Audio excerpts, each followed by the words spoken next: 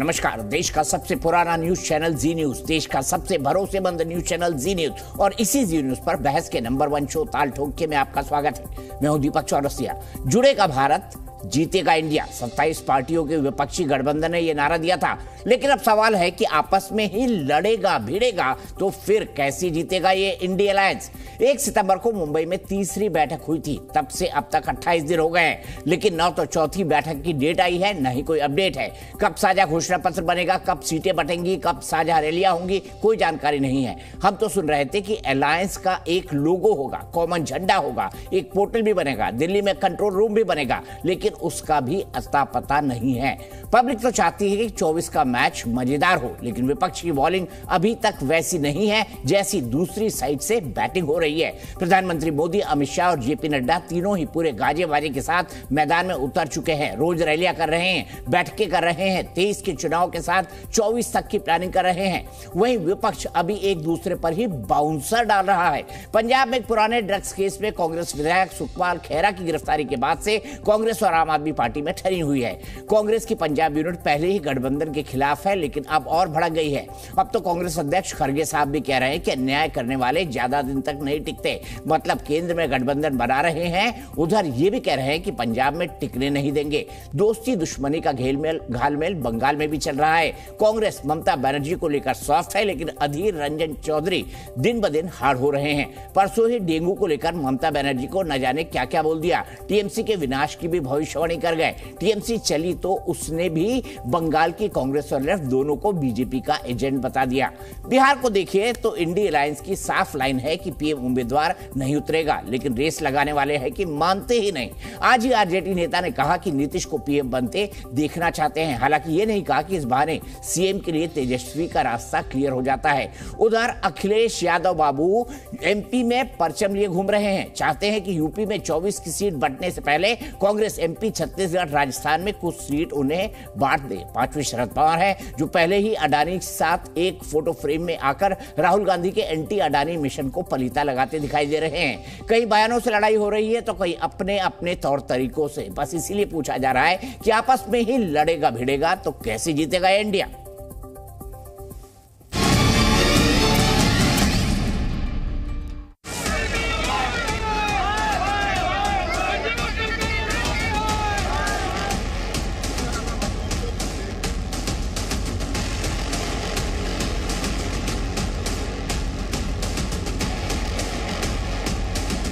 नशे की वजह से किसी पर्टिकुलर नेता या किसी पर्टिकुलर व्यक्ति को पंजाब पुलिस ने गिरफ्तार किया था।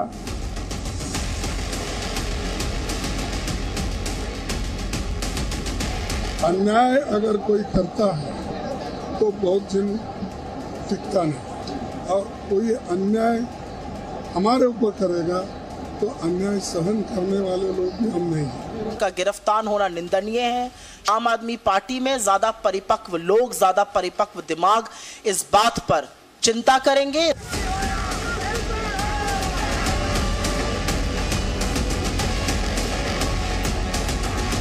हाईकमान खड़गे साहब ने ये कहा है कि आपके बिना पूछे और आपकी सहमति के बिना कुछ नहीं होगा। 13 ਦੀਆਂ 13 सीटां कांग्रेस ने लड़नियां ने, साडा समर्थन दो। 13 सीटां ते जित्ती है। मिनिमम 32 बंदे मौजूदा ਜਿਹੜੀ ਆਪ ਦੀ ਸਰਕਾਰ ਦੇ ਐਮਐਲਏ ਨੇ ਮੇਰੇ ਨਾਲ ਟੱਚ ਨੇ 32 ਆਪ।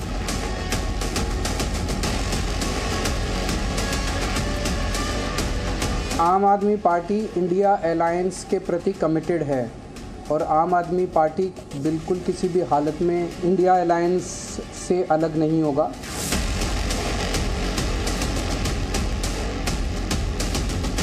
चाहता हूं कि इस बार प्रधानमंत्री माननीय नीतीश कुमार को बनाया जाए। मुख्यमंत्री के पद पर भी नहीं रह पाएंगे, क्योंकि राजा चाहता है कि इनको प्रधानमंत्री के नाम पर हम बाहर भेजें और यहाँ मुख्यमंत्री के कुर्सी को हथियावें।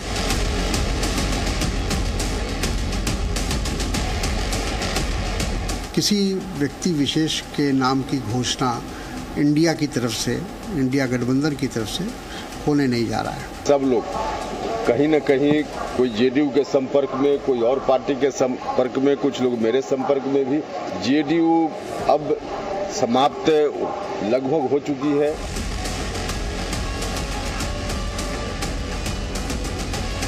भगवान के भरोसे जियो। ये dengue Mamata made dengue, government sponsored dengue, man made dengue. Adhir Ranjan Chaudhary and State Congress, they should maintain the line of India Alliance. They are playing a double standard policy.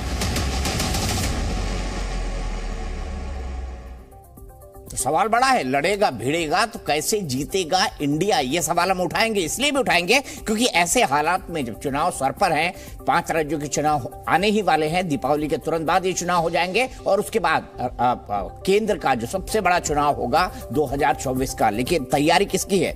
एक तरफ तो प्रधानमंत्री मोदी बैटिंग कर रहे हैं, Amit Shah ji batting कर रहे हैं, जेपी नड्डा जी बैटिंग कर रहे हैं, और दूसरी तरफ विपक्षी गठबंधन अभी तक नो बॉल फेंकते हुए दिखाई दे रहा है और हर बार जो है पक्ष वाले जो है उस पर छक्का मारने की कोशिश कर रहे हैं। इसी पर बात करने के लिए मेरे साथ के शर्मा जी हैं, बीजेपी के राष्ट्रीय प्रवक्ता, भोपाल से जुड़े हुए हैं, मेरे राज्य से। के शर्मा जी, आपका शो में बहुत स्वागत है। सुरेंद्र सिंह राजपूत जी हैं, कांग्रेस के राष्ट्रीय प्रवक्ता, राजीव रंजन जी हैं, नेशनल सेक्रेटरी जेडीयू के, माधव आनंद साहब हैं, RLJD ये पार्टी का नाम है, फुल फ्रेम आप माधव जी बता दीजिएगा मुझे, मैं थोड़ा कंफ्यूज हो रहा हूँ। अब कुलदीप कुमार जी, आम आदमी पार्टी के प्रवक्ता हैं। शुरुआत आज कुलदीप जी से होगी। कुलदीप जी, आज खड़गे साहब ने कहा है कि अन्याय करने वाले ज्यादा दिन तक टिकते नहीं हैं, ये आपके लिए कहा गया है, क्या क्या क्या प्रतिक्रिया है आपकी इस पर कुलदीप जी?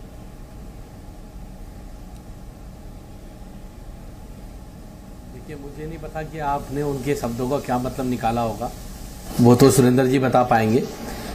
लेकिन मुझे ये बात तो सत्य है कि अन्याय करने वाले ज्यादा दिन तक नहीं टिक पाएंगे, और अन्याय तो आज वो लोग कर रहे हैं देश में जिन्हें इस देश ने सत्ता दी आज से 9 साल पहले, और 9 साल के अंदर उन्होंने इस देश की बेटियों के साथ अन्याय किया, मणिपुर के साथ अन्याय करने का काम किया, इस देश की महिला पहलवानों के साथ अन्याय करने का काम किया, किसानों के साथ अन्याय करने का काम किया, देश के युवाओं के साथ अन्याय करने का काम किया, और देश को धोखा देने का काम किया। और आज जब प्रधानमंत्री जी को दिख गया कि इनकी कुर्सी खिसकने वाली है, तो रोज नए नए प्रोपगंडे लेकर देश के प्रधानमंत्री देश के सामने आते हैं। लेकिन आज देश की जनता जान चुकी है कि उन्होंने जिस प्रकार से देश की एजेंसियों का दुरुपयोग किया है। कल एक मुख्यमंत्री अरविंद केजरीवाल जी ने भी कहा था कि वो कितनी जांच करा रहे, लेकिन अगर जांच में कुछ नहीं पाया गया तो क्या प्रधानमंत्री अपने पद से इस्तीफा देंगे? ये कितनी बड़ी बात है। मतलब दिल्ली के मुख्यमंत्री अरविंद केजरीवाल जी को ये बात कहनी पड़ी इसलिए क्योंकि इतनी जांच दिल्ली सरकार के ऊपर और अन्य विपक्षी पार्टियों के ऊपर मोदी सरकार ईडी और सीबीआई के माध्यम से आपने अपनी बात कह लिया, मैंने आपको नहीं टोका, मुझे जवाब दीजिए। खड़गे जी की जो बात है,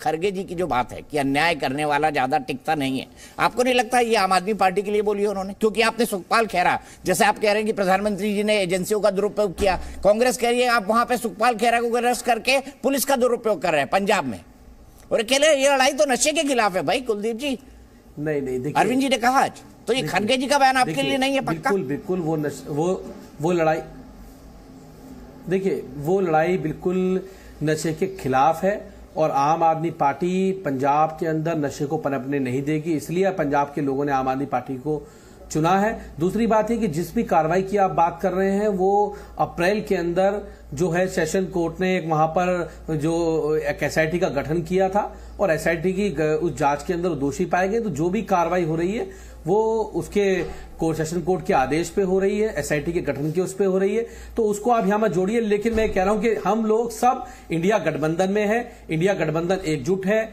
एक साथ है, और यही इंडिया गठबंधन जो आज है वो प्रधानमंत्री जी की घबराहट बना हुआ है कि उनको पता है कि अगर इंडिया गठबंधन 2024 तक जो आज जाने वाला है, जो 2024 तक एक साथ एकजुट होकर लड़ने वाला है, तो प्रधानमंत्री जी को अपनी 150 सीटें लेने के भी लालच देश में पड़ने वाले हैं, और वापस भाजपा के वही दिन आने वाली है जहां से भाजपा ने शुरुआत की थी, क्योंकि उन्होंने लोगों के साथ धोखा किया है, लोगों को गुमराह करने का काम किया, चाहे वो रोजगार के मुद्दे पर हो, चाहे वो महंगाई के मुद्दे पे हो। आज देश की महिलाएं, आज देश के लोग महंगाई से त्रस्त हैं, और प्रधानमंत्री जी अपने दोस्त को सारा देश लुटाने में व्यस्त है। वो केवल एक व्यक्ति के लिए काम कर रहे हैं, और इंडिया गठबंधन मिलकर इस देश के जो है 140 करोड़ लोगों के लिए योजनाएं बनाएगा, 140 करोड़ लोगों के लिए काम करेगा, इस देश के युवाओं को रोजगार देने का काम करेगा। आप सुनना ही नहीं चाहते खड़गे जी का बयान, कोई बात नहीं। सुरेंद्र सिंह राजपूत जी के पास चलता हूं। सुरेंद्र सिंह राजपूत जी बताइए, खड़गे जी के इस बयान का क्या मतलब निकाला जाए?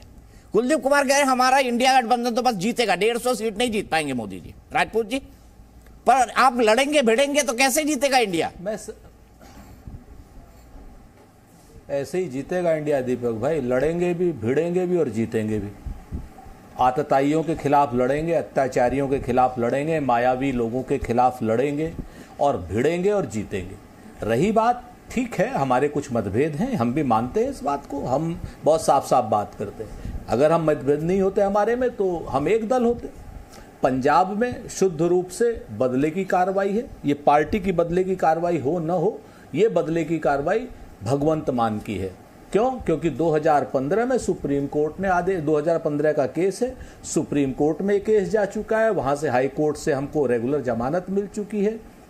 इसके बाद जो एसआईटी का गठन है उसमें पूछताछ के लिए हमारे सुखपाल खैरा जी उपलब्ध हैं। लेकिन ठीक है, अपनी बात यह है, हम कानून का रास्ता तलाशेंगे, लेकिन इस बात से इंडिया के गठबंधन का कोई लेना देना नहीं। हाँ, जिस तरीके की भाषा आपने, आपके मीडिया के साथियों ने और भारतीय जनता पार्टी ने ले रखी है दीपक भाई, तो एक बार जरा सा ये भी तो कर लीजिए कि एआईडीएमके भाग गया इनके यहां से, क्या नाम, साउथ इंडिया का सबसे मजबूत दल जो इनके साथ था वो हट गया। इनके पास से शिवसेना हटी, शिवसेना इन्होंने तोड़ ली। इनके पास से क्या नाम, जेडीयू हट गया। इनके पास से अकाली दल हट गया, अकाली दल इन्होंने तोड़ लिया। जेडीयू तोड़ नहीं पाए ये लोग। तो आप ये तो कोई बात नहीं कर रहा है कि एनडीए के दल लगातार कम होते जा रहे हैं। एनडीए में 26 दल ऐसे हैं जिसके पास एक भी एमएलए नहीं है। आपके पास जो सबसे बड़ी बात है कि एनडीए के पास लगभग 30 दल ऐसे जिसके पास एक भी एमपी नहीं है। 330 एमपी में से 303 या 304 एमपी तो भारतीय जनता पार्टी के पास है। हैरान परेशान तो भारतीय जनता पार्टी वाले हैं। इसलिए मध्य प्रदेश में दुर्गावती का जो रेलवे स्टेशन है वहां से नरेंद्र मोदी जी शायद हो सकता है मुख्यमंत्री पद के लिए लड़ने लगे, और ग्वालियर से चूंकि ज्योतिरादित्य सिंधिया को इन्हें टिकट नहीं देना, उन पर भरोसा नहीं है, बाकी लोगों पर भरोसा है, नरेंद्र तोमर पर भरोसा कर लिया, प्रहलाद पटेल पर कर लिया, हमारे बेचारे पुराने सिंधिया जी उन पर भरोसा ही नहीं किया, वहां से अमित शाह लड़ जाएंगे शायद। शिवराज सिंह, आज आपने, आप तो दीपक भाई इतने पुराने जर्नलिस्ट हैं, आप बताओ किसी पदेन मुख्यमंत्री का नाम 2 लिस्टों में नहीं है। पदेन मुख्यमंत्री का नाम तो पहली लिस्ट में पहले नंबर पर होता है। शिवराज जी को बेइज्जत करके चुनाव लड़ना चाहते हैं। राजस्थान में वसुंधरा जी को बेइज्जत करके चुनाव लड़ना चाहते हैं और फिर कहेंगे हमारे यहां तो कमिटेड कार्यकर्ता हैं। तो सच बात यह है कि हमारे अपने अंतर्विरोध, चूंकि अलग अलग दल में हैं हम, तो थोड़े बहुत हैं, हम उनको शॉर्ट आउट कर रहे हैं, ठीक है। लेकिन भारतीय जनता पार्टी के तो अपने ही दल में जितने अंतर्विरोध हैं, वसुंधरा राजे जी को, शिवराज चौहान जी को, ज्योतिरादित्य सिंधिया को जिस तरीके से बेइज्जत करके ये लोग चुनाव लड़ना चाहते हैं, तो ना तो ये तो लड़ भी नहीं पाएंगे। भिड़ने की तो बात छोड़ दीजिए, जीतने की तो बात छोड़ दीजिए, ठीक है। ठीक। और ये प्रधानमंत्री जी के जो उवाच हैं, दुर्गावती रेलवे स्टेशन, नारियल का जूस, वैसे आपको बता दूं, नारी शक्ति वंदन अधिनियम को मंजूरी मिल चुकी है राष्ट्रपति जी के, महामहिम की मंजूरी मिल चुकी है। 33% महिला आरक्षण अब होगा। बहुत बधाई इस बात की। जवाहरलाल नेहरू जी ने जो नारी शक्ति का शुरू किया था, उनको वोट देने का अधिकार, श्री राजीव गांधी ने जो क्या नाम पंचायती राज में शुरू किया था, महिलाओं को आरक्षण देने की बात, और कांग्रेस ने जो महिला आरक्षण बिल लाया थे, आज उसको क्या दिया जा रहा है, उसकी बधाई। लेकिन पिछड़ी महिलाओं को भी उनका अधिकार मिलना चाहिए, ये हमारी मांग है, ठीक है। अगर ये मांग पूरी नहीं होती तो महिला आरक्षण बिल बेमानी है और पोस्ट डेटेड चेक की तरीके से, ठीक है, पोस्ट डेटेड चेक। अब मैं आऊंगा, अब मैं आपसे ये भी पूछूंगा सुरेंद्र भाई, जवाब याद करके रखिएगा कि यूनिक सेलिंग पॉइंट होता है किसी भी चीज का, है ना, यूनिक सेलिंग पॉइंट। तो इंडिया का यूनिक सेलिंग पॉइंट क्या है, मुझे बता दीजिएगा 2 लाइन में, ठीक है। लेकिन कुलदीप कुमार जी, बदले की कार्रवाई है आपने सुखपाल खैरा के लिए जो की है।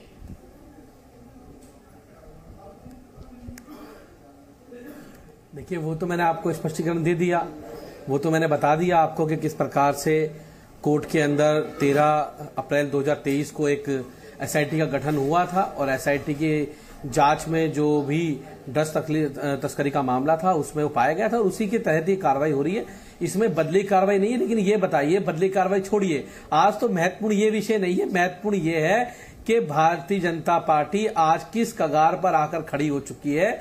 अभी जैसे सुरेंद्र जी ने बताया, चाहे वो राजस्थान की बात हो, चाहे वो मध्य प्रदेश की बात हो। अब हमने तो कभी नहीं कहा भाई नितिन गडकरी जी इनसे नाराज चल रहे हैं मोदी जी से। हमने तो कभी नहीं कहा कि सामना ने अपने मुखपत्र में छाप दिया कि वो इनसे नाराज चल रही है, सामना के मुखपत्र में आरएसएस इनसे नाराज चल रही है। हमने तो नहीं कहा कि आरएसएस के बड़े बड़े पदाधिकारी आज चाहते नहीं कि देश में मोदी जी प्रधानमंत्री बने, वो ये खुद नहीं चाहते वो प्रधानमंत्री पद के दावेदार बने। तो इनके अंदर बहुत मतभेद है, मनमुटाव है, ये उनको सुलटा ले। इंडिया तो अपना सुलटा लेगा। इंडिया गठबंधन बहुत मजबूत है, मजबूती के साथ चुनाव लड़ रहा है और यही मैं तो ये चाहता हूं कुलदीप कुमार जी, सुरेंद्र राजपूत जी, अब मैं आपको प्रवक्ता कांग्रेस और प्रवक्ता आप ना लिखूं, मैं आपको लिखूं प्रवक्ता इंडिया, अच्छा लगेगा थोड़ा। बनाई है ज्वाइंट मीडिया टीम बनाई है सुरेंद्र जी। बिल्कुल हाँ, देखिए ऐसा है। देखिए भाई मैं तो ये कह रहा हूँ दीपक जी, हमें तो आप इंडिया लिख लोगे, अच्छी बात है, लेकिन भाजपा वालों को क्या लिखोगे बेचारों को?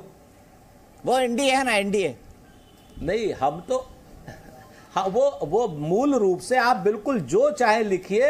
मैं आपकी सद्भावना का सम्मान करता हूं और आपकी निर्मम मीमांसा का भी धनात्मक ऊर्जा से वो लेता हूं, क्योंकि आप तो बहुत पुराने जर्नलिस्ट हैं सर। हम तो चाहते हैं कि आप इसी तरीके से मीमांसाएं करते रहें और आपकी मीमांसाएं हमें एक रखने में सहायक होगी। आने वाले समय में एक चीज जान लीजिए, हमारा गठबंधन लगातार मजबूत होता जाएगा और एनडीए लगातार बिखरता जाएगा। एआईडीएमके ने क्यों छोड़ दिया इनको, कुछ बताएंगे? बताइए शर्मा जी, मंत्री बनाएंगे कब? दारा सिंह चौहान को मंत्री बनाएंगे? चाचा भतीजा जो पासवान और वो है चाचा और पशुपति और ये, इनमें से हजारीबाग से कौन लड़ेगा? दीपक जी अब इनको थोड़ा बंद कराएंगे तो मैं जवाब दे दूं। मेरी आवाज बंद तो हम भैया 24 तक बंद है बड़े भाई, 24 के बाद आप बंद हो जाओगे। अरे हाजीपुर को हजारीबाग मत बनाइए सुरेंद्र भाई, याद कर लीजिए ना रामविलास पासवान की सीट को, वो हाजीपुर थी, हजारीबाग नहीं। वो हजारीबाग वाले तो जो एमपी थे ना, वो राष्ट्रपति चुनाव लड़ लिए और पप्पा के चक्कर में बेटे का मंत्रालय चला गया। दीपक, अरे सर हम तो आपसे कह ही रहे हैं कि हम आपके साथ चलेंगे दीपक भाई। जी क्या भाई बोलिए अब आपका। नहीं दीपक जी, जो इनकी स्मरण शक्ति राजपूत साहब की जो कमजोर हो रही है, वो बता रहा है कि आने वाले 50 साल तक जो है इनको ऐसा ही रहना है बाहर। तो मुझे कुछ नहीं कहना। आज इनको बेइज्जत शब्द से बहुत प्रेम है। मैं इनको बेइज्जत शब्द अभी बताऊंगा कहाँ कहाँ बेइज्जती होती है और किसने बेइज्जती किसकी की है यहाँ। लेकिन मैं पहले कह दूं जिस विषय पर आज आप डिबेट है आपका, देखिए जो घमंडिया गठबंधन है, इस घमंडिया गठबंधन के सब दल की केवल एक ही रीति है। मैं पहले से कहता आ रहा हूँ, हर दल एक दूसरे को अपनी हैसियत बताने में लगा हुआ है कि ये सालों कि तुमसे बड़ा मैं हूँ, तुमसे बड़ा मैं हूँ, और इसी हैसियत दिखाने के चक्कर में ही एक दूसरे का बाल नोच रहे हैं, एक दूसरे पर लठ चला रहे हैं, अब शब्दों की लठ चला रहे हैं और वो पूरा देश देख रहा है। हाँ नहीं, अरे भैया आप बीच में यार फिर यही बदतमीजी चालू करते हो आप राजपूत जी। आप पढ़े लिखे आदमी हो यार, अच्छे देखो अगर आप बिलो द बेल्ट वार करोगे के शर्मा तो निश्चित तौर पर जवाब मिलेगा। नहीं, बिलो द बेल्ट मैंने क्या बोला? हमारा इंडिया गठबंधन है, नहीं तो इसको अगर घमंडिया कहोगे तो तुम्हारा गठबंधन पाखंडिया गठबंधन है, तुम्हारे नेता फेंकू हैं और तुम्हारे नेता तड़ी पार है। अब आप अपनी बदतमीजी कम कर लो तो अच्छा लगेगा, दर्शकों को भी अच्छा लगेगा। अच्छा अब आपने नॉर्मल पीस पाया जाता है, अच्छी हंसी मजाक के साथ बात कर रहे थे सुरेंद्र। एकदम स्पष्ट है के शर्मा, जान लीजिए इस बात को। अगर इस तरीके की बात इंडिया गठबंधन के लिए करोगे तो बहुत चीजें सुननी पड़ेगी। पता है, हाँ वो, अरे ये घमंडिया गठबंधन है ही भैया, अहंकार से भरे हुए हो, सारे दल अहंकार से भरे हुए, इसके अलावा कुछ नहीं है भाई आपका। और अभी जो आपको दीपक जी बताया ना पाखंडिया सुरेंद्र जी उन्होंने आपको पूरा सुना, कुलदीप जी को पूरा सुना थोड़ा। देखिए सर, अभिव्यक्ति की आजादी है सर। एनडीए को पाखंडिया नहीं कहा, नहीं अभिव्यक्ति की आजादी तो एनडीए को हम नंगा दलाल अलायंस कहते हैं। आप बताइए, आप बोलो ना भाई। अच्छा तो बोलो, आप बोलो अपनी जो है जितनी आपकी गंदी शब्दावली है सब आप बोलो, आपको अच्छा लगे, दर्शक आपका विवेचन करें। बिल्कुल चलिए मैं नहीं, नंगा जो नंगा आदमी होगा उसकी भाषा भी ऐसी नंगा। अरे प्लीज यहाँ तक ना उतरे हम। प्लीज सुरेंद्र भाई के भाई, अब ठीक है हो गया। मेरे प्रोड्यूसर मुझे क्यों फोन कर रहे हैं भाई, गलती से उनका फोन लग रहा है मुझे। ठीक है सर, मैं विषय पे आ रहा हूँ। हाँ, तो मैं इसलिए आपको कह रहा हूँ दीपक जी कि विषय ये है कि ये जो एयरलाइंस घमंडिया एयरलाइंस है, इसमें सब दल इस अहंकार से भरे हुए हैं, इसीलिए इस तरह का खींचातानी और अवसर जो है एक दूसरे पर शब्दों के वार ये चल रहे हैं। और ये एयरलाइंस ये समझते हैं, इस अहंकार पे हैं, इस घमंड पर हैं कि दिसंबर तक तो हम जो है अलग अलग लड़ेंगे, लेकिन 2 महीने के अंदर जनता के बीच हम एक हो जाएंगे। तो ये जनता, इनका अहंकार ये है कि जनता इस देश की नासमझ है कि हम जो भी करेंगे जनता नहीं समझती। जनता ये इसीलिए इनके नेता कहते हैं कि जनता जो है राक्षस है। इस तरह के बयान जो है कांग्रेस के जो है बड़े बड़े नेताओं के आए हैं। मैं इतना ही केवल कहना चाहता हूं कि अभी तक पटना में बैठक हुई, इसके बाद बेंगलोर में बैठक हुई, इसके बाद मुंबई में बैठक हुई। क्या तय किया इन्होंने? एक कार्यक्रम पूरे के बाद तय हुआ, न नेता तय हुआ, न नीति तय हुई। हाँ, नीति एक तय हुई कि सनातन को समूल नष्ट करना है, और न नियत इनकी समझ में आई। लेकिन एक कार्यक्रम वेणुगोपाल जी ने, केसी वेणुगोपाल और तमाम गठबंधन के दलों ने मिलकर तय किया था कि मध्य प्रदेश में 28 सितंबर को रैली करेगी ये घमंडिया गठबंधन। और एक कमलनाथ ना उस बैठक के हिस्से भी नहीं है, और 10 दिन पहले उन्होंने यहां से अनाउंस कर दिया कि कोई यहां पर रैली नहीं होगी, और ये सब के सब उल्टे पैर से वापस हो गए। तो आप समझ सकते हैं कि इस गठबंधन का क्या यानी हस्र है, और इस गठबंधन की हैसियत क्या है कि एक कांग्रेस का नेता अकेला खड़ा होके अपने राष्ट्रीय स्तर के नेताओं के निर्णय को 1 मिनट में समाप्त करता है, और सारा गठबंधन उसके पीछे जो है बैक हो जाता है। क्यों? क्योंकि ये यहां पर आके करते तो इनको जवाब देना पड़ता कि जो इनका कॉमन मिनिमम प्रोग्राम है कि सनातन धर्म को समूल नष्ट करना, बाकायदा जो बकौल डीएमके के मंत्री के द्वारा कहा गया, उसका भी ये खंडन नहीं कर पाए, कुछ नहीं किया इन्होंने। तो ये स्थिति है इनकी, यानी गठबंधन की। आज तक कोई संयोजक तय नहीं, कोई कॉमन मिनिमम प्रोग्राम तय नहीं, कुछ भी नहीं। खैर, ये इनके ऊपर है।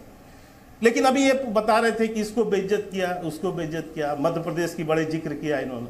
तो मैं केवल सुरेंद्र जी आपको बताना चाहता हूँ कि आपने तो यहाँ पर दिग्विजय सिंह को भी बेइज्जत कर डाला।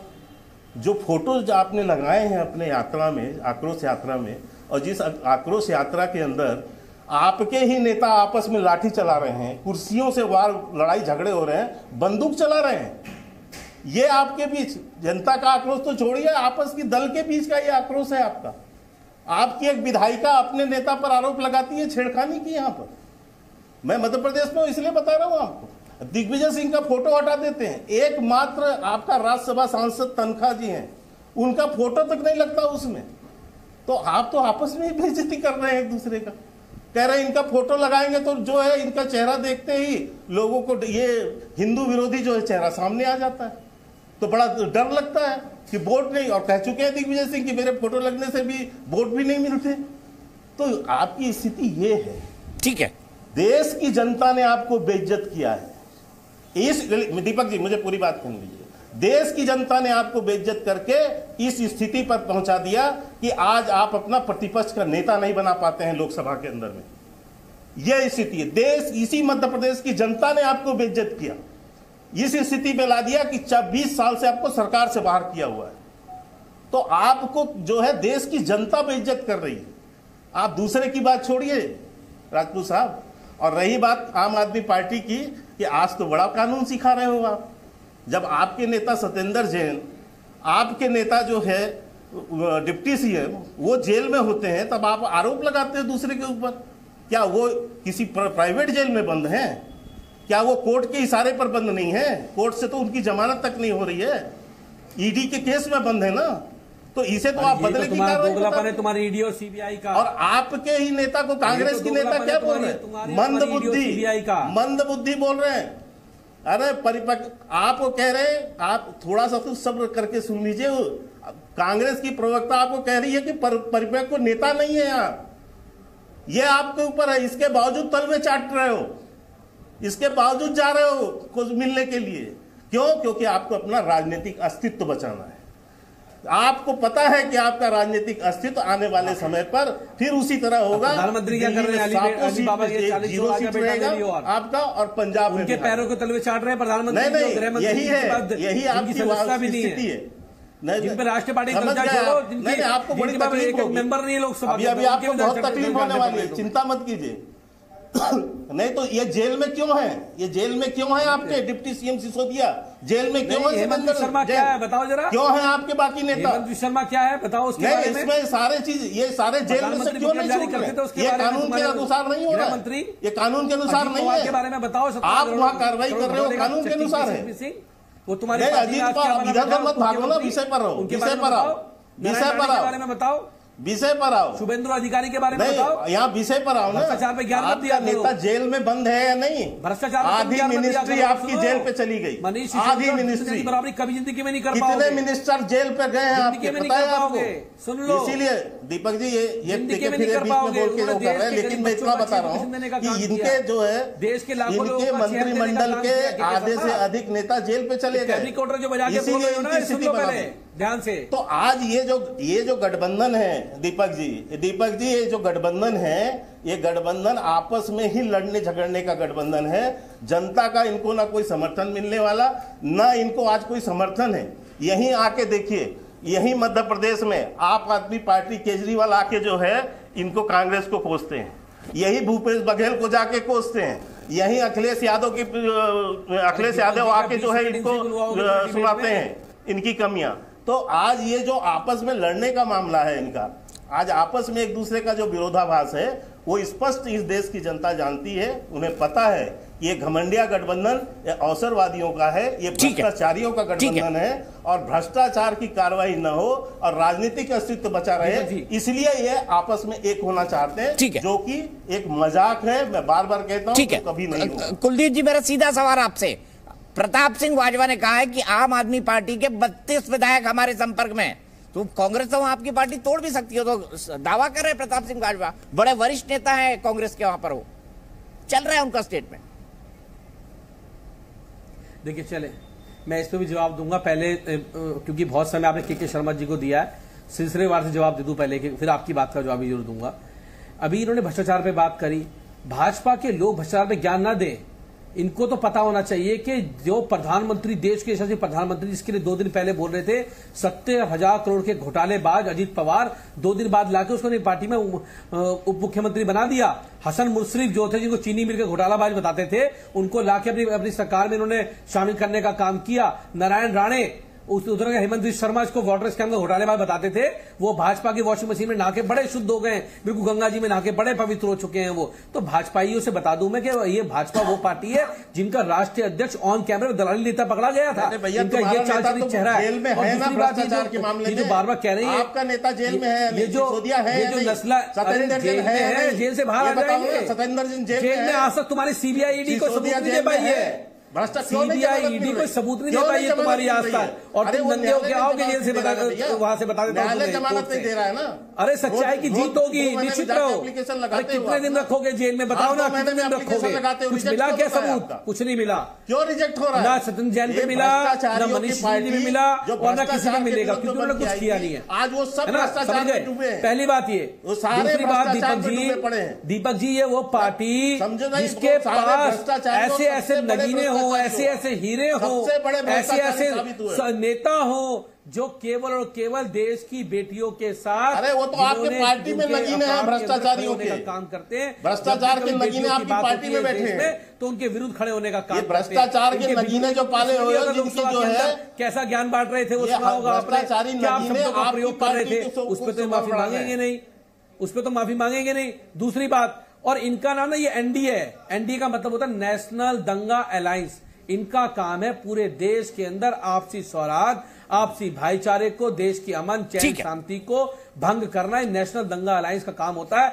हर जगह इनको केवल जाके लड़ाई करवानी दो समुदाय के बीच में। अभी ये मणिपुर की हिंसा सुलझी नहीं है, मणिपुर लगातार चल रहा है, प्रधानमंत्री चुप बैठे, मेघालय पहुंच चुकी है, लगातार इनका काम है देश में दंगे फसाद कराओ, फूट डालो, राज करो की नीति पे इनका काम है। लेकिन देश के लोग इनके चेहरे को समझ चुके हैं, क्योंकि सरकार के जिसके प्रधानमंत्री झूठ बोलते हो, जो गृह मंत्री तड़ी पा रहा हो, आप सोचिए देश का क्या होने वाला है। ठीक है। अब हम व्यक्तिगत होते जा रहे हैं, व्यक्तिगत ना हो। सुरेंद्र सिंह राजपूत जी, आप जो भी दिखाएंगे मैं आऊंगा, लेकिन आपके सहयोगी अलायंस इंडिया के राजीव रंजन जी मेरे पास है। राजीव रंजन जी, एक ही फैसला हुआ था कि भोपाल में एक सामूहिक रैली होगी, कमलनाथ जी ने मना कर दिया, वो रैली नहीं हो पाई। अब सोचिए, उनको लगता है कि सनातन के नाम से, क्योंकि मध्य प्रदेश की राजनीति बहुत ज्यादा आस्था और धर्म के आधार पर चलती है, मैं वहीं से आता हूं और बहुत कम माइनॉरिटी का वोट बैंक है वहां पर, तो उनको लगा सनातन के मामले से गड़बड़ हो जाएगा। कमलनाथ जी ने पूरे के पूरे इंडिया की रैली कैंसिल करा दी। कैसे देखते हैं राजीव रंजन जी इन कॉन्ट्रडिक्शंस को? देखिए, सबसे पहले मैं जो बातें कहना चाहता हूं, और मुझे भरोसा है कि आप अवसर देंगे और आप सुनेंगे, या तो प्रधानमंत्री जी के संबोधन को पूरा देश सुनता है टेलीविजन पर, आधे समय तक तो प्रधानमंत्री जी किसी शिलान्यास, किसी उद्घाटन, और उसके जरिए पूरे देश में टेलीविजन के जरिए वो खुद को जोड़े रखते हैं, और चैनल्स पर हम लोग भाजपा के प्रवक्ताओं को निर्बाध गति से बगैर एंकर के किसी सप्लीमेंट्री क्वेश्चन के उनको सुनते हैं, और जब उनकी पूरी इच्छा हो जाती है, एकदम उन्हें ऐसा लगता है कि अब उन्होंने सब कुछ कह दिया है, उसके बाद उनकी कृपा पर आगे के प्रवक्ताओं के लिए कोई अवसर होता है। ये बेहद त्रासद और दुखद पक्ष है, और मेरे 40-42 वर्षों के राजनीतिक कैरियर में जो मैं इस दौर को देख रहा हूं, मुझे हैरानी होती है कि सवाल पहले सत्ता से पूछे जाते थे, अब प्रतिपक्ष से पूछा जाता है। मैं कुछ सवाल आपके सामने रखना चाहता हूं, लेकिन मैं उम्मीद करूंगा कि आप सुनेंगे। हमारी बैठकें तो बेंगलुरु में, उसके पहले पटना में, फिर मुंबई में हुई। हमारे कोऑर्डिनेशन कमेटी बने, अलग अलग कार्यक्रमों के लिए कई सब कमिटीज बने, उनकी बैठकें नियमित हो रही हैं। दूसरी तरफ 2014 से 2023 के बीच एनडीए की कोई बैठक नहीं हुई। नरेंद्र मोदी जी के कार्यकाल के बाद एक रस्मी तौर पर एनडीए का नाम था, इसलिए कि ऐसे भी एनडीए में बचा क्या था। एनडीए को बनाने वाले 4 दल थे, 3 दल इनका साथ छोड़कर जा चुके थे। एक बैठक इनकी हुई हड़बड़ी में, चूंकि दबाव ये झेल नहीं पाते हैं, और हड़बड़ी में इन्होंने एक बैठक कर ली। उस बैठक में अब चूंकि आंकड़े पहले प्रवक्ताओं ने दे दिए हैं कि 30 दलों की स्थिति क्या है, और बाकी 303 तो इन्हीं के हैं, मैं उसको दोहराऊंगा नहीं, लेकिन उसका कोई कोऑर्डिनेशन कमेटी नहीं बना, इनका भी कोई कन्वेनर नहीं बना, इनके सब कमिटीज नहीं बने, और इनके नेताओं के दौरे के कार्यक्रम में किसी भी गठबंधन के सहयोगी दल के नेता का चेहरा मैंने तो नहीं देखा है। जहां भी इनके कार्यक्रम होते हैं वो भारतीय जनता पार्टी, एनडीए है क्या, ये तो एक मुखौटा है, केवल आएंगे।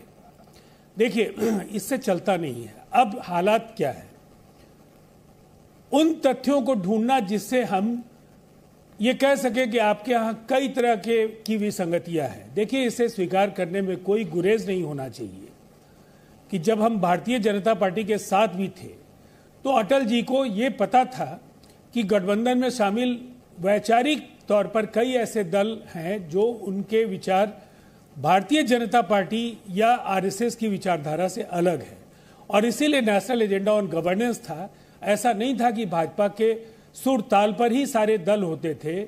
उस समय भी राम जन्मभूमि के सवाल पर या धारा 370 के सवाल पर, यूनिफॉर्म सिविल कोड को लेकर के जनता दल यूनाइटेड की राय भारतीय जनता पार्टी से अलग थी। लेकिन उस असहमति के दौर से देश कहां पहुंचा। आज का जो दौर है, आप हमारी असहमतियां तो दिखाते हैं, तो ये पुतलों का गठबंधन तो है नहीं। भारतीय जनता पार्टी के अलायंस में एक काम का दल था जो इनके साथ छोड़ करके चला गया, वो एआईएडीएमके। इनके दक्षिण में इनकी उपस्थिति के लिए एक आधार जिसके जरिए ये कह सकते थे कि दक्षिण में अभी भी हम बचे हुए हैं। और अब क्या हालत है हमारे यहाँ, निश्चित तौर पर ये बड़े दल हैं, राज्यों में प्रभावी दल हैं, उनके मुख्यमंत्री हैं, प्रतिपक्ष के बड़े नेता हैं, हर पार्टी के अपने स्टेक्स हैं, लेकिन इन सबके ऊपर इंडिया का जो सभी दलों के बड़े नेता हैं, उनके अंदर जो सहमति है उसमें ऐसी विसंगतियां और ऐसी असहमतियां वहां उस दहलीज दहलीज के पहले ही वो खत्म हो जाती हैं। वहां वो करेंगे जो देश के हित में होगा। तो अधीर रंजन जी ने ममता जी के लिए क्या कहा, उससे अहम होगा कि ममता जी ने क्या कहा। और यही स्थिति है पंजाब से लेकर दिल्ली से लेकर बिहार से लेकर देश के उन तमाम राज्यों में जहां गांठें ढूंढने के बजाय गठबंधन की ताकत को पहचानने की जरूरत है। इस गठबंधन के सामने भारतीय जनता पार्टी बौनी दिखती है। भारतीय जनता पार्टी के पास केवल पुतले हैं, उनके पास न राजनीतिक कोई विचारधारा है और न उनके पास कोई कार्यक्रम है, न उनके पास कोई गठबंधन है। एक ऐसा गठबंधन जिसमें केवल काम चलाऊ तौर पर यह बताने के लिए कि हम पूरे देश में हैं। अब मैं आपको कहता हूं, सर्वेस क्या कह रहे हैं, आंखें हम क्यों मूंद लेते हैं सच्चाई से कि मध्य प्रदेश में जो वहां के मुख्यमंत्री वर्तमान मुख्यमंत्री के खिलाफ जिस तरह से केंद्रीय राजीव जी को टोकूंगा नहीं, क्योंकि मतलब वो बोलिए राजीव जी, आज पूरा 6 बजे तक कोई सवाल नहीं, आज से आज राष्ट्र का नाम राजीव जी का संबोधन होगा। बोलिए राजीव जी। नहीं, इतने उदार हो जाइएगा तब तो थोड़ा हम लोगों के लिए भी असमंजस का भाव होगा। लेकिन मैंने जो मेरी पीड़ा थी, मैंने अपनी वेदना से आपको इसलिए परिचित कराया कि मैं राजीव भाई कितने मिनट बोल रहे बताना, लेकिन आपने काम का जवाब नहीं दिया। मैंने बोला भोपाल की पत्रकारिता जवाब दिया, आपने दुनिया भर की हर बात बोल दी। मैं नहीं मेरे और इस सब कमेटी की मीटिंग कहाँ हुई राजीव जी, बताइए मेरे को। ये सब कमेटी जो बनी है उनकी मीटिंग कहां पर हुई?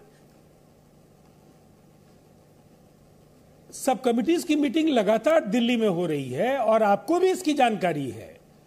इन बैठकों की जानकारी आपको है। कोऑर्डिनेशन कमेटी की मीटिंग तो अभी हफ्ते 10 दिन पहले हुई है और लगातार राज्यों में देखिए, हर सवाल के लिए आपके पास भी वक्त नहीं है। आपके पास तो सत्तारूढ़ दल के छींकने और खांसने से लेकर उनके नेताओं के छोटे छोटे आयोजनों पर आपकी पैनी नजर है। उसके जरिए पूरे देश को इंगेज हम रखते हैं। हमारी आप पर भी पैनी नजर है राजीव जी, इसीलिए इतने सारे सवाल पूछ रहे हैं। आप पर भी हमारी पैनी नजर है, इन पर भी है, के शर्मा जी पर हाथ उठा रहे। लेकिन मैं माधव आनंद जी के पास जाऊंगा। राजीव जी, माधव आनंद जी के पास जाऊंगा, के भाई उसके बाद मैं आपके पास आऊंगा। माधव आनंद जी बताइए, प्रधानमंत्री बनेंगे मेरी बात खत्म हो गई, मेरी बात खत्म हो गई। नहीं, आपको कहना है तो कहिए, कोई दिक्कत नहीं, आज कोई नहीं बोलेगा। माधव जी, दीपक जी अब इनको शांत कर दीजिए। दीपक जी अब शांत कर दीजिए, बस छोटा सा इंटरवीन करूंगा। दीपक जी शांत कर दीजिए, दीपक जी अब शांत कर दीजिए। दीपक जी, अंत भला तो सब भला, भले ही आपने अंत में मौका दिया, लेकिन मुझे भी उम्मीद है कि आप न्याय करेंगे। सबको मौका दिया, उतनी ही मौका मुझे मिलेगा। पहले तो आपने पार्टी के बारे में बोला, हम लोग जनता दल यूनाइटेड में थे और फरवरी 2023 में ही हम लोग जनता दल यूनाइटेड को तोड़कर वहां से हटकर हम लोगों ने अपनी पार्टी बनाई, राष्ट्रीय लोक जनता दल, जिसके राष्ट्रीय अध्यक्ष उपेंद्र कुशवाहा जी हैं, जिनकी बाइट भी चल रहा था, और हम लोग एनडीए के पार्ट हैं। देखिए, जहां तक बात है, अब इंडिया अलायंस की बात हम लोग कर रहे हैं। देखिए, मैं हमेशा शब्दों की मर्यादा रखना चाहता हूं और रखना भी चाहिए, सबको रखना चाहिए, चाहे एनडीए वाले हो चाहे इंडिया वाले हो, उसी में जो सबका सब महानता दिखता है। अब देखिए कि ये गठबंधन, जिस गठबंधन का दीपक भाई माई बाप ना हो, उस गठबंधन के बारे में अगर हम लोग चर्चा करें, उस गठबंधन का हश्र क्या होगा, आप भी समझते हैं। आप तो वरिष्ठ पत्रकार हैं, आपके साथ तो लंबे वक्त तक मैंने जैसे कई शो किया है। तो जिस गठबंधन का माई बाप नहीं हो, माई बाप का संदर्भ यहां यह है, मदर फादर का संदर्भ यह है कि जिस गठबंधन में न नीति हो, न नियति हो, न नेता हो। अरविंद केजरीवाल से आज पूछा जाता है कि नीतीश कुमार जी के बारे में, कि बिहार के लोग कह रहे हैं, आरजेडी के लोग कह रहे हैं, जनता दल यूनाइटेड के लोग कह रहे हैं कि नीतीश कुमार जी को जैसे प्रधानमंत्री बनाना चाहिए, प्रधानमंत्री बनने लायक हैं। मैं बड़ी गंभीरता से दीपक जी कहना चाहता हूं, आदरणीय मुख्यमंत्री, आदरणीय वर्ड यूज कर रहा हूं, मुख्यमंत्री बनने लायक भी नहीं है अब, प्रधानमंत्री तो दूर की बात है। जो उनकी स्थिति है आप सबको पता है, नेशनल चैनल उनके बारे में क्या क्या लिख रहा है, और जो उनका बॉडी लैंग्वेज है उससे पता चलता है कि कितने लाचार, कितने असहज, कितने कमजोर हो चुके हैं नीतीश कुमार जी। जो सूबे के मुख्यमंत्री हैं, बार बार लालू दरबार में जाते हैं और नतमस्तक होते हैं कि मुझे संयोजक बना दो, मुझे संयोजक बना दो, मुझे प्रधानमंत्री पद के जैसे उम्मीदवार के रूप में घोषित कर दो, आपके बेटे को मैं मुख्यमंत्री बना दूंगा। और लालू जी कहते हैं दुल्हा तो राहुल गांधी है। अरे राहुल जी, आप दुल्हा हैं, हम लोग बाराती हैं। आप जानते हैं पटना के समय, पटना में जब गठबंधन की मीटिंग हुई थी तो वहां लालू जी ने क्या कहा है। लालू जी बहुत श्रूड पॉलिटिशियन है, अगर उन्होंने दुल्हा वर्ड का यूज किया तो आप भी समझ सकते हैं कि दुल्हा का संदर्भ उस समय क्या रहा था। तो तो आज की जो स्थिति है, वर्तमान स्थिति, जिस गठबंधन का कोई कुछ नहीं होने जा रहा है, विरोधाभास इतने इस गठबंधन में है, सीटों को लेकर, नीति को लेकर डिफरेंट स्टेट्स में आपस में लड़ रहे हैं। लेकिन वही दीपक भाई मैं कहना चाहता हूं, क्या हमारे एनडीए अलायंस में कभी आपने सुना कि सीटों के गठबंधन को लेकर हम लोगों के बीच कोई झगड़ा है? जितनी बातें होनी थी सब हो चुकी, सब सेटिस्फाइड है, कहीं कोई दिक्कत नहीं। आदरणीय प्रधानमंत्री जी, आदरणीय गृह मंत्री जी, आदरणीय जेपी नड्डा जी पे पूरा भरोसा है, और जो उन्होंने कहा है वो अक्षरशः जैसे होने जा रहा है इंडिया गठबंधन में, एनडीए गठबंधन में। तो हम लोग का गठबंधन क्या वजूद है एनडीए में, बताइए। अरे तुम्हारा वर्ड मत करो कुलदीप जी, हमेशा भाषा की मर्यादा रखो। भाषा की मर्यादा खोने का अर्थ यही होता है कि आपके पास नॉलेज नहीं है। अगर तुम तरह की राजनीति आप करते हो, तुम तरह की राजनीति करते हो, इसका अर्थ है कि आप में ज्ञान की कमी है, आपके ज्ञान की कमी है, इसके कारण तुम तरह पे उतरते हो। हम आपको आप शब्द यूज कर रहे हैं, आप तुमको कौन बोलने वाले हो? इसका अर्थ है आपने ज्ञान की। दीपक भाई आप इनको मना कीजिए, तुम तरह की भाषा का यूज नहीं करें। आपके चैनल के खास राजीव रंजन जी जवाब देना चाहते हैं, राजीव जी बताइए। नीतीश जी कमजोर नजर आ रहे हैं, नीतीश जी फ्रस्ट्रेटेड नजर आ रहे हैं। और भाई के भाई मैं आपके पास आऊंगा। राजीव जी बताइए, ये आरोप है माधव आनंद दीपक जी, और ये हर कोई कह रहा है, सबसे पहली बात नहीं कर रहे हैं, आप न्याय नहीं कर, आप राष्ट्र के नाम संबोधन करवा दिए, आप राष्ट्र के नाम संबोधन जो है राजीव भाई से करवा दिए, और आप मुझे 2 मिनट का वक्त नहीं दे रहे हैं। मैं अपने राष्ट्र का संबोधन करवा दिया उनसे। अरे मैं आपको वक्त, चलिए माधव जी अपनी बात खत्म कर लीजिए। इनको चुप कराइए, इसलिए कि यही शब्द इन्होंने मेरे लिए कहे। एक गठबंधन अब इनको चुप कराइए, इसलिए कि यही शब्द इन्होंने मेरे संबोधन के दौरान कहे। भतीजा चाचा को ठग रहा है, कोई प्रधानमंत्री पद के लिए दावेदार है, कोई मुख्यमंत्री पद का दावेदार है। गैंग्स ऑफ ठग, यानी सारे ठग एक जगह इकट्ठा हो गए हैं। यानी एक अनार 100 बीमार की स्थिति है। भारतवर्ष की जनता ऐसी स्थिति को नहीं देखना चाहती है। जवाब ले लीजिए राजीव जी का जवाब लेते हैं। राजीव जी को जवाब में के शर्मा जी और सुरेंद्र जी के पास जाऊंगा। अरे भाई मैं इंडिया के लोगों को ही मौका दे रहा हूँ। राजीव जी देखिए, सबसे पहले मुझे दीपक जी बीच में ये कौन बोल रहा है, ये बहुत आप भी बोले, मैं ये सबको कौन बोल रहा है, ये बेहद अहम है। मैं तो चाहता हूं कि इंडिया के जो है उपेंद्र कुशवाहा जी इंडिया के जनता दल यूनाइटेड से कितनी बार गए और कितनी बार लौटे। संसदीय बोर्ड के राष्ट्रीय अध्यक्ष आपने बनाया था, संसदीय बोर्ड के राष्ट्रीय अध्यक्ष आपने राजीव भाई आपने बनाया था। जवाब लीजिएगा दीपक जी, या उनको बोलते रहने दीजिए। उनका जवाब सुन लीजिए उनका जवाब सुन लीजिए।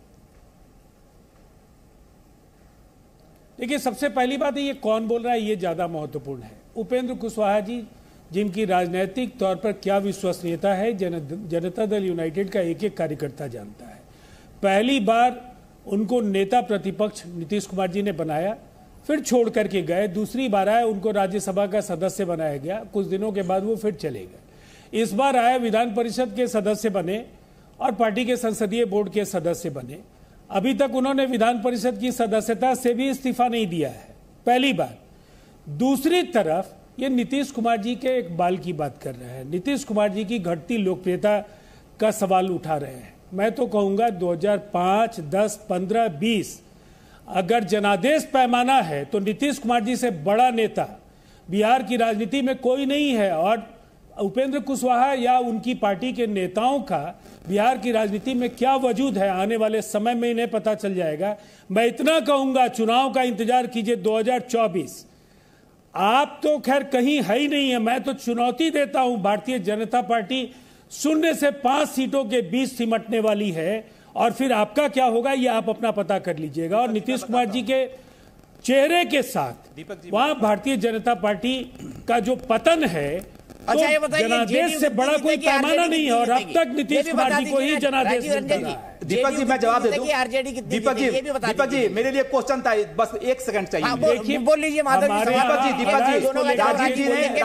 राजीव जी अलायंस को लेकर के कोई जनता दल यूनाइटेड के राजीव जी जनता दल यूनाइटेड के प्रवक्ता के रूप में बैठे हैं। और राजीव भाई, मैं बड़ी विनम्रता के साथ कहना चाहता हूं, राजीव भाई को यह भी नहीं पता है कि उपेंद्र कुशवाहा जी संसदीय बोर्ड के राष्ट्रीय अध्यक्ष है। उनको यह भी नहीं पता है कि एमएलसी पद उसी दिन छोड़ दिया जिस दिन हम लोगों ने नई पार्टी बनाई। और ये कह रहे हैं कि उन्होंने एमएलसी छोड़ा नहीं, संसदीय बोर्ड के मेंबर, संसदीय बोर्ड के राष्ट्रीय अध्यक्ष थे। दूसरी बात आपने कहा कि उपेंद्र कुशवाहा जी जैसे बदलते रहते हैं। अरे आदरणीय नीतीश कुमार जी, मैं आदरणीय वर्ड यूज कर रहा हूं, अपने राजनीतिक जीवन में 14 बार जो है 14 बार कई बार पार्टी बनाए हैं, कई बार जो है गठबंधन चेंज किए हैं, 14 बार।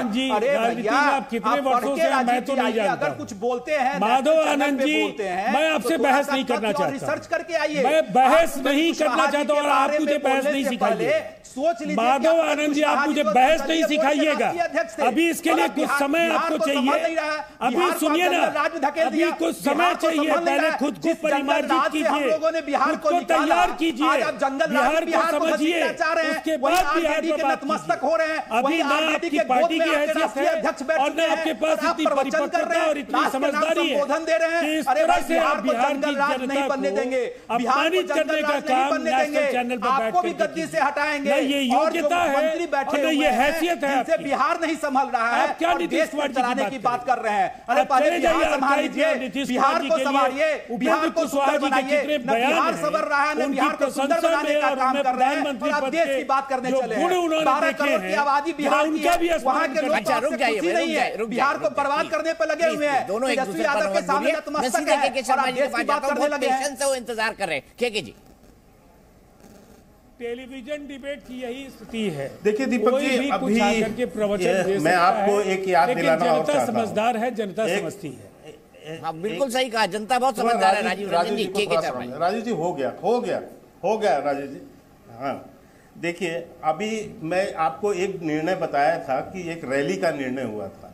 उस दिन एक और महत्वपूर्ण निर्णय हुआ था दीपक जी, शायद आपको वो ध्यान में है, बिल्कुल होगा। इन लोगों ने उस दिन जो है मीडिया का बहिष्कार किया, कुछ लोगों का बहिष्कार किया, मीडिया कर्मियों का भी बहिष्कार किया और उसी का प्रतिबिंब अभी राजीव रंजन जी की शुरुआती भाषा शब्दों में था। ये जो अहंकार है कि हम बहिष्कार कर देंगे, हम जो है तानाशाह की तरह काम करेंगे, जो इमरजेंसी के समय किया था, वो सेकेंड इमरजेंसी उस दिन भी इन लोगों ने अनाउंस वहां पर किया, नाम लेके पत्रकारों का बहिष्कार करना। और आज आप पर आरोप लगा रहे हैं बैठ के यहाँ मीडिया में कि हमें ये नहीं, हमें वो नहीं, हमें वो नहीं। दो चार चीजें और बता दूं, इन्होंने कहा कि इनके चैनल का बहिष्कार कर दिया राजू जी, कभी अपना अंदर झांक के देखिए। दूसरे चैनलों का नाम जेल में डाल दिया, दूसरे चैनलों का नाम कुल दीजिए प्लीज। तुमने तो जो खबर दिखाने वाले थे, जिन्होंने उत्तर प्रदेश में नमक रोटी खबर दिखाई, बच्चों को पहुंचाता मिड डे मील में, उसको जेल में डाल दिया। बंद कराना पड़ेगा, ऐसे नहीं होगा। आपकी स्मृति ईरानी जी कहती है केंद्रीय मंत्री देख लूंगी तेरी नौकरी खा जाऊंगी पत्रकार को। आप सुनिए, मैं अभी राजीव रंजन जी कह रहे थे कि इनके साथ पुतले खड़े हैं। क्या बोला आपने? और इनके साथ पहलवान खड़े हैं। क्या बोला आपने? पहलवानों की जो हैसियत क्या है, इससे आप समझ सकते हैं कि इनके साथ इनका पूरा गठबंधन के यदि सांसद मिला लें तो 147 होते हैं। भारतीय जनता पार्टी 103 सीट इस देश की जनता ने जिता के भेजा है। आपके पूरे गठबंधन के यदि आप अपना सांसद मिलाएंगे तो 147 सदस्य, यही घमंड है। और आज हम 303, ये जनता ने हमें आशीर्वाद दिया। यही घमंड टूटेगा। इसके अलावा तीसरी जो राजीव रंजन जी की जो जानकारी कम है, भैया फिर वही कर रहे हैं। 2 सीट वाली भाजपा का यही घमंड टूटेगा आपकी बात। जो नेता का कर्म है वही कर्म आपका भी है क्या यहाँ पर? हाँ, वही जो नेता का आपके कर्म है वही कर्म। अरे कर्म मत सिखाओ, कर्म तुम्हारा काम है। राजीव रंजन जी को मैं जब मैं बोल रहा था बीच में इन्होंने कहा, तुम्हारे भाजपा बीच में बोलने का, बदतमीजी करने का काम हमारा नहीं है। हमारे नेता ने तो बहुत सभ्यता सिखाई है हमें। नहीं, बदतमीज तो कर रहा है ना। चलो, अब तुम्हारे नेता बदतमीज तो मैं क्या कर सकता हूं? दूसरी बात मैं राजू जी को बताना चाहता हूं कि इन्होंने कहा कि दक्षिण में इनका जो है गेट बंद हो गया। राजीव जी, कर्नाटक से 26 सांसद आते हैं भारतीय जनता पार्टी के, 26 सांसद कर्नाटक से, और तेलंगाना से 4 सांसद आते हैं। आप हमें बता रहे हैं कि साउथ में, जहां की बिहार के बाहर आपके एक भी सांसद नहीं मिलेंगे। आप एक प्रदेश की पार्टी है मां, और किसको बता रहे हैं आप? इसलिए मैं आपको बता रहा हूं कि दक्षिण में 26 सांसद है हमारे, और कम से कम विश्वसनीयता का प्रश्न आप ना उठाएं। तेजस्वी यादव, उन्होंने आपके नेता को पलटू चाचा बोला था। ठीक है, उन्होंने कहा है, लालू प्रसाद यादव ने कहा है कि नीतीश कुमार की पेट में दांत है। तो ये है आपकी असलियत। ठीक है, तो इस असलियत को समझिए। ठीक है, ठीक कह रहे थे अभी मेरे मित्र आनंद भाई कि आप जो 14 बार उन्होंने गिनती करके आपको बता दिया है, तो तो आप विश्वसनीयता का प्रश्न तो कम से कम आप ना उठाएं। ठीक है सुरेंद्र राजपूत जी, ये आपका स्पष्ट क्लोजिंग है। कमेंट और उसी के साथ जो है मेरे पास शो का वक्त खत्म हो जाएगा। कुलदीप भाई आप नहीं, राजीव भाई आप नहीं, माधव भाई आप नहीं, सुरेंद्र राजपूत जी बहुत देर से आप। दीपक जी 10 सेकंड दीजिएगा मुझे भी। दीपक जी 10 सेकंड। कहते हैं ना, ये कहते हैं ना अरे तुम क्या- दीपक भाई कि रावण रथी सेकंड का विरथ टाइम करना है रघुवीरा। तूने। तो रावण रथ पर सवार था, अहंकार में था, मायावी था, लेकिन विरथ रघुवीर ने उसकी माया का कैसे अंत किया सबको पता है। 3-4 चीजें कह रहे थे आप भी, तो पहले मैं आपको बता दूं हमारे इंडिया गठबंधन की बैठकें लगातार चल रही, कुछ आपकी नजर में है, कुछ आपकी नजर में नहीं है। हमने मीडिया के कुछ कर्मियों का हमने बहिष्कार किया, हमने उनकी कोई ऐड बंद नहीं किए, हमने कोई उनका क्या नाम जिसको कह सकते हैं, जिस तरीके से कहा जा रहा था कि नहीं साहब उनको हमने बंद कर, हमने, हमारी ताकत नहीं है, हमने तो अपने आप को विड्रॉ किया। हमारा एक अहिंसक असहयोग आंदोलन था और वो रहेगा, वो ठीक हो जाएंगे, हम उनके साथ ज्वाइन कर लेंगे। लेकिन हम इस तरीके से तो नहीं करते ना कि आपने किसी एक टीवी वाले को बंद कर दिया, एक एंकर को आपने बंद कर दिया शाम को 7 बजे। और आपने पूरा बता दिया कि रावण मायावी था, रावण जो है अहंकार पे सवार था, बिल्कुल सही कहा आपने। लेकिन आपकी लड़ाई में रघुवीरा कौन है सर? आपने इतना प्यारा दुआ सुनाया, रघुवीरा तो बता दीजिए।